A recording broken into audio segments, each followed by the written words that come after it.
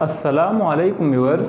In this video we will study about chapter number 13, that is biochemistry. Biochemistry में living organism के अंदर पाए जाने वाले कंपाउंड्स की स्टडी की जाती है। इन कंपाउंड्स में carbohydrates, lipids, protein, nucleic acid सारे फहरिस्त हैं। आज हम पढ़ेंगे इनके बारे में थोड़ा सा, क्योंकि 10th क्लास में इनके बारे में बहुत थोड़ा सा दिया हुआ है।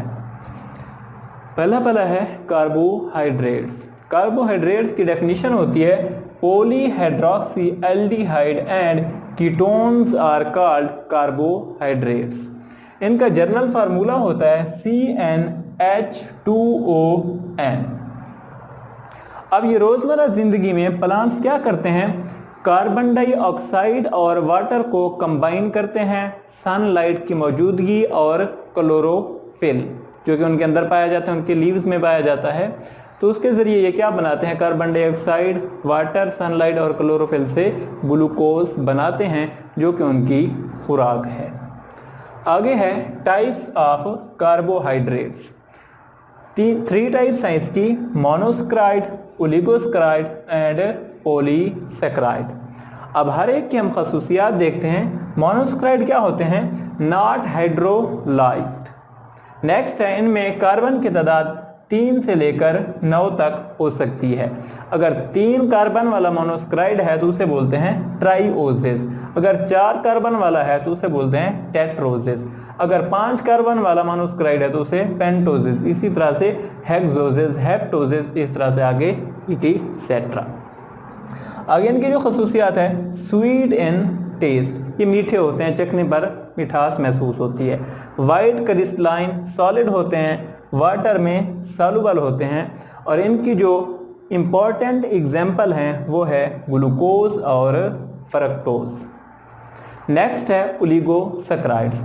ओलिगोसैकेराइड हाइड्रोलाइज होते हैं और 2 से 9 मोनोसैकेराइड देते हैं। हाइड्रोलाइसिस अगर कराई जाए, मतलब वाटर की मौजूदगी में ये टूटे हैं, तो कितने मोनोसैकेराइड देंगे, 2 से 9 तक। अब इनको नाम दिया जाता है अगर इनमें क्या है, डाइसैकेराइड, ट्राइसैकेराइड, टेट्रासैकेराइड, इस तरह से आगे इनको नाम दिए जाते हैं।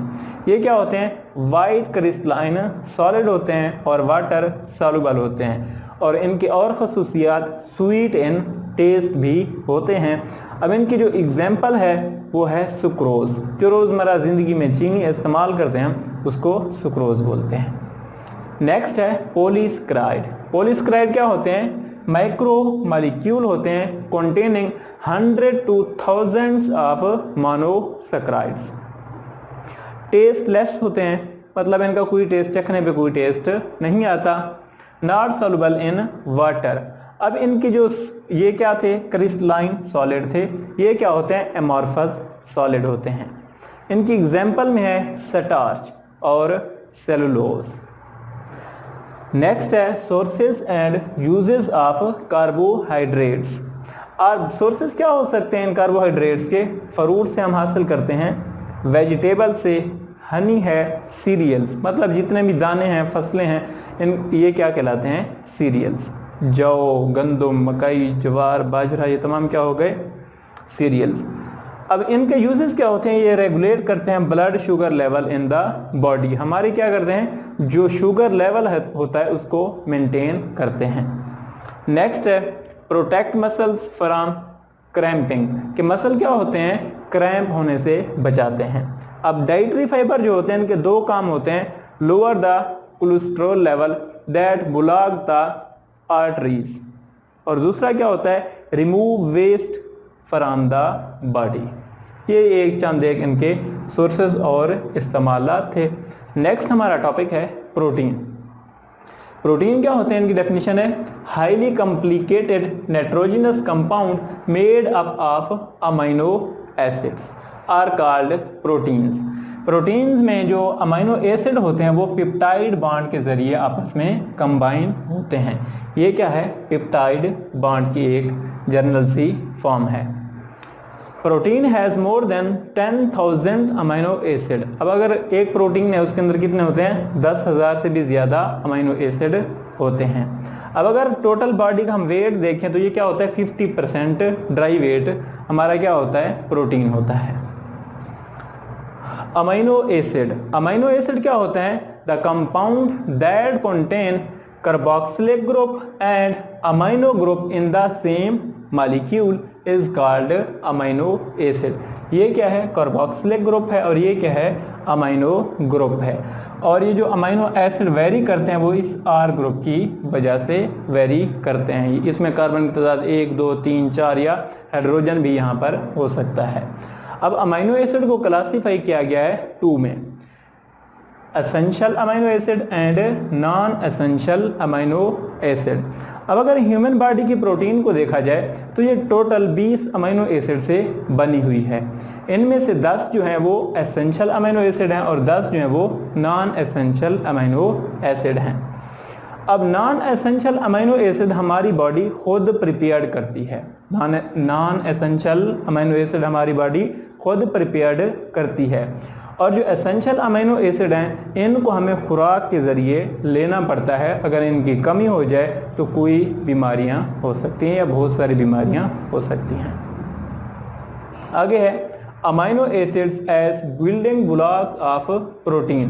प्रोटीन बनाने में क्या होता है? अमीनो एसिड अहम रोल प्ले करते हैं, क्योंकि प्रोटीन जितनी भी है वो सारी किसकी बनी होती है? अमीनो एसिड आपस में पेप्टाइड लिंकेज के जरिए कंबाइन होते हैं और क्या बनाते हैं? प्रोटीन्स। ये एक 2 अमीनो एसिड के दरमियान, एक अमीनो एसिड 2, ये दूसरा अमीनो एसिड है, इनके दरमियान रिएक्शन दिखाया गया है। इसमें क्या हो रहा है? वाटर मॉलिक्यूल रिमूव हो रहा है, एक किस्म का कंडेंसेशन रिएक्शन हो रहा है। तो यहाँ पे क्या है? पेप्टाइड लिंकेज दिखाई गई है। नेक्स्ट है sources and uses of proteins. Proteins हमें कहाँ से मिलती है? इसके मतलब सोर्सेज देखने हैं और इसके यूजेस कहाँ पे इस्तेमाल होती है। हाइड्स मतलब ये जो लेदर होती है किससे बनाई जाती है? खालों से बनाई जाती है और लेदर की से बहुत सारी चीज़ें बनते हैं जो रोज़मर्रा ज़िंदगी में इस्तेमाल होती हैं। जैकेट्स हो गई, शूज़ हो गए, एटसेट्रा। इंजाइम जो होते हैं, enzyme are proteinaceous in nature. Enzyme क्या होते हैं? प्रोटीन इन नेचर होते हैं और ये क्या होते हैं? स्पेसिफिक होते हैं कि किसी भी केमिकल रिएक्शन को इन्होंने एक्सेलरेट करना है तो उसके लिए क्या होता है? हर रिएक्शन के लिए एक इंजाइम स्पेसिफिक होता है और ये इंसान को क्या करते हैं? बीमारियों से बचाते हैं और मेटाबॉलिक रिएक्शन को स्पीड अप करते हैं। नेक्स्ट है जिलेटिन। एक प्रोटीन है जो कि बोन्स के अंदर पाई जाती है। इसको निकाल कर हम किस में इस्तेमाल करते हैं? बेकरी प्रोडक्ट्स में इस्तेमाल करते हैं। लास्ट में है फूड के तौर पे इस प्रोटीन को इस्तेमाल किया जाता है। मीट है, एग है, बीन्स हैं, ये तमाम क्या? बीन्स मतलब पल्सेस, ये तमाम क्या हैं?